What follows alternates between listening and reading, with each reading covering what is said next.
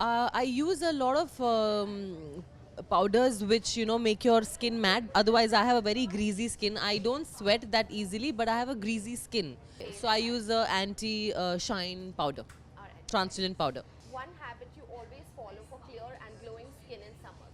I have a lot of coconut water. At least before noon, I have 2 big glasses of coconut water.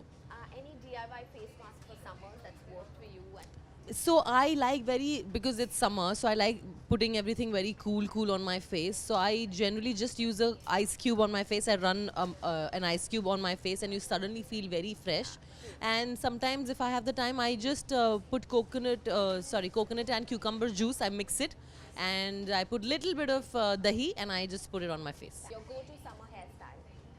Just tie it up, Braids or buns? braids anytime. Tell me true or false. Sunscreen should be applied only once. No.